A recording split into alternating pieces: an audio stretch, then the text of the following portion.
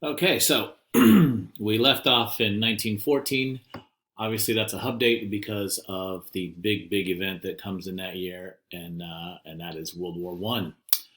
Um, Basically, if you saw La Belle Epoque, Europe is doing its best materially, economically, um, and really any measurable stat.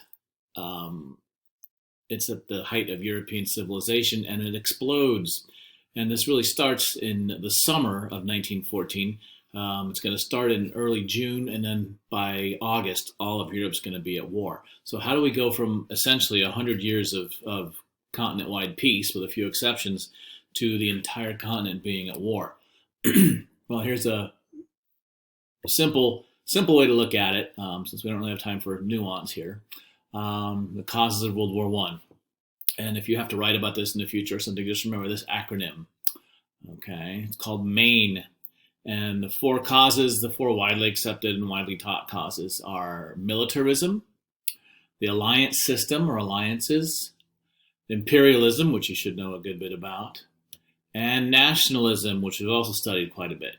So imperialism and nationalism have been building throughout the 19th century, and you've already been familiar with those.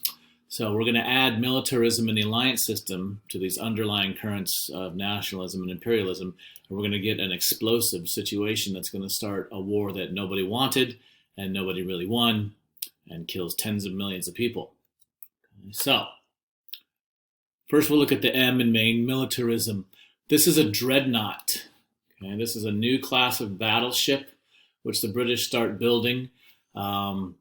It's basically a war machine of the Second Industrial Revolution.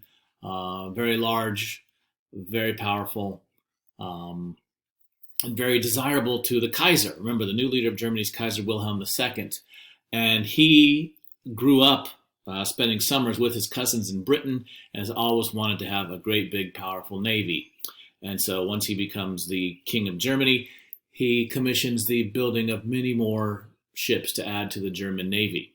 Now, this makes the UK or Britain nervous because what's their main goal? Protect the British Empire, right? Their home territory is just a series of islands, and they're really invested in their worldwide empire, and they protect that with their navy. So they have something you might hear about called the two-power rule. And the two-power rule means that the British Navy always has to be a little bit bigger than the combined navies of the next two greatest world powers, or the great powers. Okay, so Britain has to have a navy big enough to take on Germany and France. Okay, or depending on how the other things shuffle, Germany and Austria-Hungary. Basically, they want a navy that's as big as number 2 and number 3 combined. And so the more ships Germany builds, the more ships Britain has to build to keep up with this two-power rule. And so we're going to get what we now call an arms race. We'll get more to that when we get to the Cold War, when it becomes even scarier. So that's what's happening on the seas. On the continent now, Germany now is a new nation, okay, that's upset the balance of power.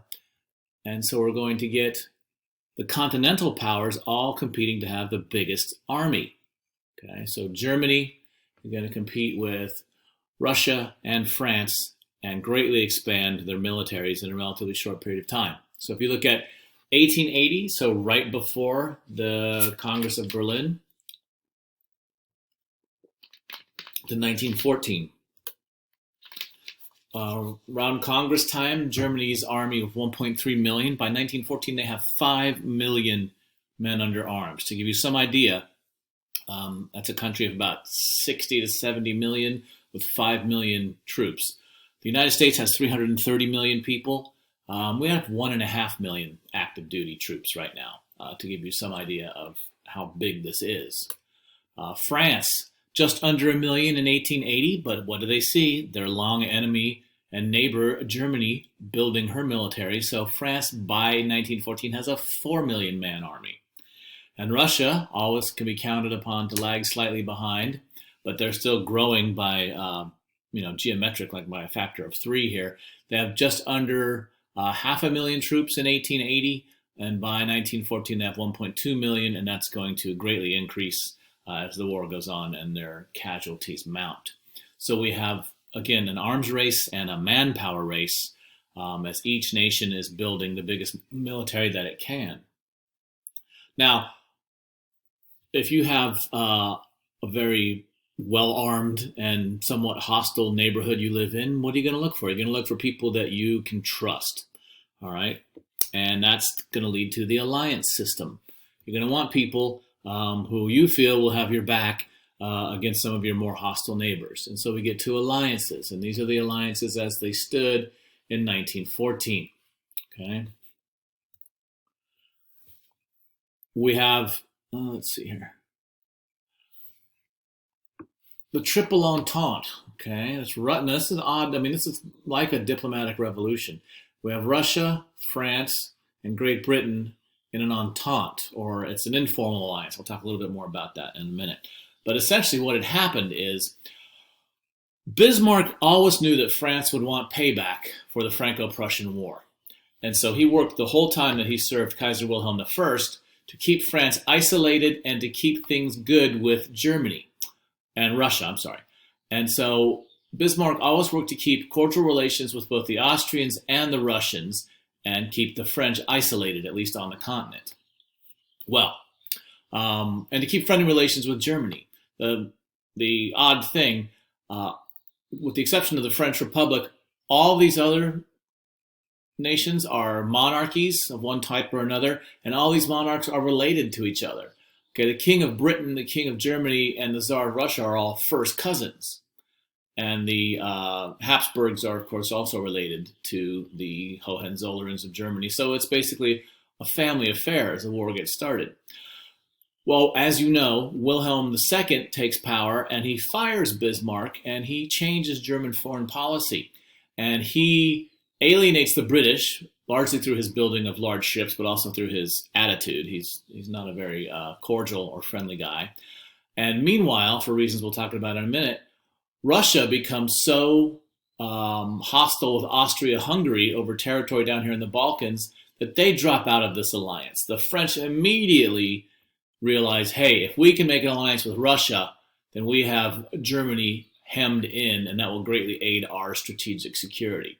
So the Triple Entente, first this Russo-Franco alliance happens in 1905, and then the British join in later on. Then we also get this alliance, the Central Powers, and they're well named. They're right there in the middle. And Germany and Austria-Hungary, of course, culturally and geographically very close, and so they form an alliance. And Italy is also included. The young nation of Italy is included in this alliance for sort of central security. And so what we have by 1914 is all the great powers are in alliances. Okay, so it's 3-on-3. And what they had hoped was that it was less likely that a war would start. If you have two sides and each side is massive and can't be easily knocked out by the other side, it seems less likely that you'll have a war. But in fact, it makes it more likely that there will be a war because all different nations, different priorities and things immediately get brought up to a global or at least continental-wide stage as everybody is on one side or the other. And then once a war starts, and under my picture there it says likely, once a war starts, it's more likely to spread. So if two little powers, let's say Austria, Hungary, and Serbia, get into it, that could lead to a war among all the European powers, and that's what's going to happen. Okay, so this alliance system formed by the insecurity created by militarism is going to lead to a very quickly expanding continental and then global war. Imperialism, we know about imperialism. We've talked a lot about this. All the great powers, wherever it was, were competing to expand their territory, some for a lot of different motivations, which we've talked about. We get, of course, expansion in Africa. The British and the Germans are expanding in Central Africa and Western Africa, actually Eastern Africa. And there are a few incidents where Germans and British come close to fighting at each other, which is what prompted the call for the Congress of Berlin in the first place, to keep the powers from getting into wars with each other over their African territories. And so we've looked at that. We've looked at the Britons, the Germans, the French, the Belgians, okay, and eventually the Italians, all trying to get colonies in Africa and Asia. Two great powers that aren't directly involved in that are Austria-Hungary and Russia.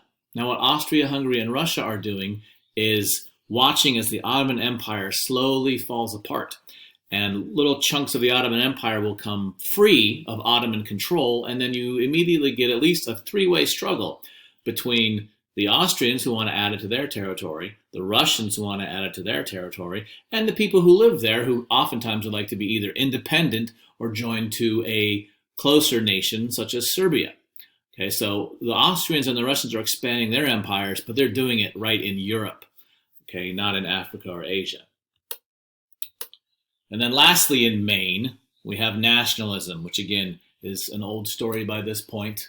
Okay, all the nations want to assert their power. So how do you do that? You have a big military, you have a big empire, okay, you have important allies. All of the other components of Maine are fed by this nationalism. There's another type of nationalism, which look at the Italians 50 years before, the Germans 50 years before. You have a large ethnic group that isn't represented in a single nation, and they want to be. Well, if you fast forward to 1914, really from 1908 on, that group of people now that the Italians have their own nation and the Germans have their own, are Slavic peoples in Southern Europe, Southeastern Europe. And the Slavs want a Slavic state, and the most, most substantial, largest Slavic state is the newly formed nation of Serbia. And so a lot of these territories that pop free from the Ottomans' control want to join in a larger Serbia and a larger Slavic state. Okay, the Russians are also ethnically Slavic, and so they support the interests of Slavic peoples. And they want to be free of Austria's rule of the Balkan Peninsula. And so that's really where the war is going to kick off. All right, there's the coat of arms of Serbia. Okay. So what happens? What begins the crisis? Okay, and there's lots of crises. They don't always lead to full-scale war. But what happens? Well, there's a new territory called Bosnia-Herzegovina, which the Ottomans had retreated from. And essentially the Austrians had said, we're adding that. We're adding Bosnia to our empire. We're going to we're going to add it into the Habsburg holdings. We're going to administer it. That's the word I was looking for. We're going to control it. That angers two groups of people. Okay? The Serbs, who want to add Serbian Bosnia, or largely Serbian Bosnia, to their country, and the Russians, who don't want to see the Austrians expand and get more powerful. But they take it or annex it a few years before 1914. And by 1914, we're getting nationalist protests in the streets. And we're getting Slavs protesting that they want to be either independent. Some people want an independent Bosnia, and many people want to join with Serbia. And so what the Habsburg Emperor Franz Joseph does, remember, he took power back in the revolutions of 1848. By now, he's a teetering old fella, and he's picked his successor to be the young Archduke Franz Ferdinand. Okay? There's his wife, Sophia. He decides he's going to have the heir to the throne pay an official visit to the Bosnian capital, which is Sarajevo, and essentially try to smooth things over, try to assure the people that they'll be treated fairly and well, and they'll be prosperous inside the Habsburg Empire. And so this is an official state visit by the heir to the throne to Sarajevo. Okay? And that's, as I said, the capital of Bosnia. And there are many, and that's nationalism there, many Slavic nationalist groups and movements in this region, some supported by Serbia, some more local. One of the, the most consequential is a group called the Black Hand, which is explicitly supported by Serbia. Many of the members of it are Serbians. Okay? So we have the Black Hand, which is a Serbian nationalist group. Today we'd call them a terror cell or a terrorist group. And they see an opportunity here to upset the apple cart and start some trouble, which could lead to a larger Serbia. Okay.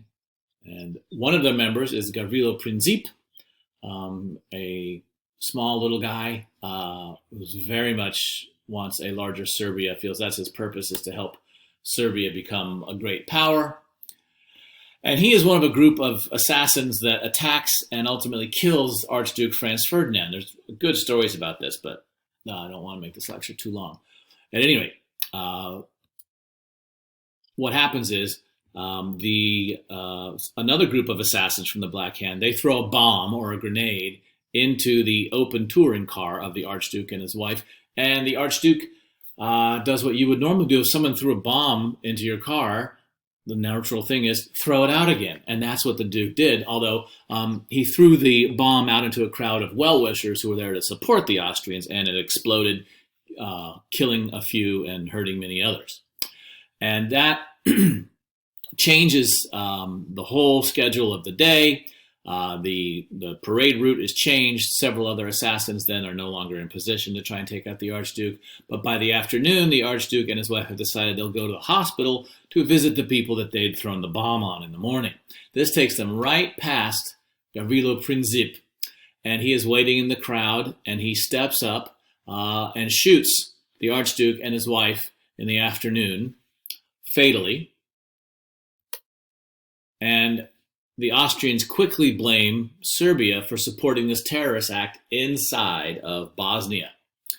And here's a picture of the Archduke's coat. It's on display in a museum somewhere in Vienna. And here's a very harrowing, dramatic visualization. Here's Princip.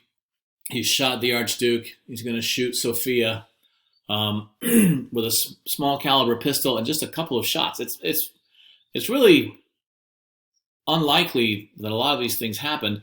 I mean, to kill two people with two shots with a small handgun when they're riding in a moving car is very unlikely. But Princip does it, and this now takes us to the beginning of the war. Princip, you can see in this picture here, he is apprehended immediately by Bosnian police and put into jail. And he actually will survive and sort of languish in jail until the very last year of World War I, when he will pass away from tuberculosis, still in jail. So what happens next? This is what gives us the crisis of the war. Okay. So the Austrian foreign minister, who we'll talk in more detail about in a little bit, they want to essentially start a war with Serbia to punish Serbia for interfering in their internal politics and for assassinating the heir to their throne. The Austrians go to Germany and essentially put forth a case, look, we are going to respond so harshly to Serbia that they may, and we hope they do, declare war with us. Will you remain our allies? Do you have our backs, essentially, if war begins with Serbia? And Prime Minister Bethmann Hollweg, who we'll talk about in a minute, he assures the Austrian ambassadors that no matter what, we have your back. And this is called, historically, looking back, this is called the blank check that Germany issues to Austria-Hungary. Now, nobody writes checks anymore, but essentially, if you write a blank check, that means you would sign the check and give it to someone, and they can fill in whatever amount they want. And that's what Germany's promise to Austria is. No matter what happens, we will support you. And so Austria then feels emboldened to send an ultimatum, right? And you know what ultimatums are. You may have heard them from your parents, right? It's this or else, okay? Clean your room or, right? Get your grades up or something bad will happen. So Serbia gives them an ultimatum saying, do all of these things or we are going to declare war on you. And Serbia agrees to most of the things on the ultimatum, all but two specific items, which essentially would have let Austria simply go into Serbia and run their own police investigation and arrest Serbian citizens. And you can't do that. You can't let an outside country come in and interrogate, arrest, and prosecute your own citizens, because then you really stop to be an independent country. So Serbia says it won't do that. And that then is going to give Austria reason to declare war on Serbia. Serbia then appeals to her ally, the also Slavic nation of Russia. And here's where things get a little bit weird. All these countries had been making war plans for decades, right? The generals sit around big tables and they draw up, what if this happens, what do we do? What if that happens, what do we do? And they run tabletop war games. Well, Russia has one plan in its file folder, and that is to mobilize her troops simultaneously against Austria and Austria's closest ally, Germany. And so Russia begins sending her armies. Remember, the Russian army is very large but very slow, so they got to get on the move. Russia begins sending her troops towards Austria, Hungary, and Germany. Now, Germany isn't officially involved in this in any way. And they become alarmed that these Russian armies are heading towards their border. And then you get an interesting exchange where Wilhelm II and Tsar Nicholas II, both first cousins, are telegramming each other trying to get this to stop, but it's out of their control. These plans are the only plans they have, and they're put into place. And so Germany demands that Russia stop mobilizing. Russia says, sorry, this is the only plan we have. We know that if hostilities start with Austria, likely they'll start with you as well, and we want to be prepared. And so, this is very fateful. Germany declares war on, and that says Russia down there. See, it's Russia. Germany declares war on Russia. And so technically, something Bismarck had always avoided doing, Germany starts the whole thing. And this is going to cost them later. Okay, so Germany is the first to declare war on Russia. Austria declares war on Serbia. And then we get to Germany's war plan, or the Schlieffen Plan, which is named for the German general plan. Now, events don't happen in a vacuum, right? We just seen the Franco-Prussian War, where the German forces run straight to Paris and circle Paris, and it's only a matter of time then until France falls to Prussia. Well, France has not lost that lesson, and so this area here, where the Prussian army and its other German allies had shot straight through to Paris, is now very heavily fortified and defended so that doesn't happen again. What Germany wants to do, based on her experience with France in the past, is have a fast attack on France. France will surrender, and then Germany will be able to take all of her troops and head back east to fight Russia. This is Schlieffen's plan. Okay. Since 1905, the Germans have had to face the fact that they might have to fight on two fronts at once, France in the west and Russia in the east. And so since this is all fortified, what the Germans are going to do is simply flood through Belgium and around and capture Paris. Now, there's a lot more to this plan, interesting stuff we don't have time to go into, but it's very, very intricate, and the more intricate your war plans are, the less likely they are to succeed. And so what they're hoping is for this knockout blow to take France out, and then once France has surrendered and they have peace in the west, they can go and fight the Germans in the east. They want to do that by going through Belgium, and they also, because it was convenient for them to think this, the Germans thought that the British would stay out of it. Okay, the British, they just want to protect their empire. They're not on the continent. We think they'll stay out of it. But the Germans hadn't done their homework like they did back when Bismarck was in charge. Remember, Bismarck would go to all the other nations and say, look, this could happen. Would you have a problem with that? Or would you get involved? And he would not attack until he knew that other powers had agreed to stay out. Well, Wilhelm II is a little more reckless than this. And so we're going to get the war starting. All right. So Britain does get involved. All right. And there's Sir Edward Grey, the foreign minister. All right. Now, Britain had, as I talked about earlier, those entente, those informal understandings with France and Russia, basically sort of an official agreement on friendly relations, but it's a little less than an ironclad mutual defense treaty. Okay, kind of depending on conditions, it was up to Britain whether she would get involved to protect France and Russia or not. The French and the Russians, they're thinking, well, yeah, Britain will help us because that's what they want to think. In the same way that the Germans are thinking, oh, Britain won't get involved because that's what they want to think. So what ends up happening? Well, because of the Schlieffen Plan, Belgium is invaded. Now, the Germans had gone to the Belgians and said, look, we want to come through your country and go attack France. Why do you just open up the border and let our army through? We'll even pay you a little bit. But the Belgians say, no, we're a sovereign country. You can't just run your military right through us. And so the Belgians put up a fight. And the Germans deal harshly with the Belgians. I don't have time to go into it now. But essentially they are fighting somewhat of a guerrilla war against the Belgian civilians. So they're executing Belgian civilians, doing all sorts of things that make great propaganda for the British and the French to make the Germans look evil. And so we have German atrocities in Belgium, which is going to bring Britain in. Okay, now we get our first significant individual. We've already talked about a little bit. Kaiser Wilhelm II, son of Wilhelm I. He's the man who fired Bismarck. He's intent on, at all costs, making Germany the premier power in Europe. Okay? And so he massively builds up the army and the navy, sparks this arms race we talked about earlier. His foreign policy is aggressive. He alienates his British cousins. He even further alienates France. And he is unable to keep Russia from aligning with France after Russia gets into it with Austria-Hungary. So immediately now he has isolated Germany and made its neighbors more hostile. And he's distrusted. Remember, these guys, they grew up together. Edward of England and Nicholas, and they know Kaiser Wilhelm II, and they don't like him.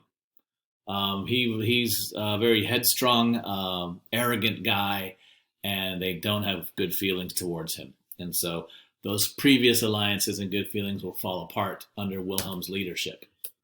So back to Britain. Okay. Back in 1838, the stuff we already learned about, Britain had signed a treaty to protect Belgium. And this was an ironclad mutual defense treaty. It was not an entente.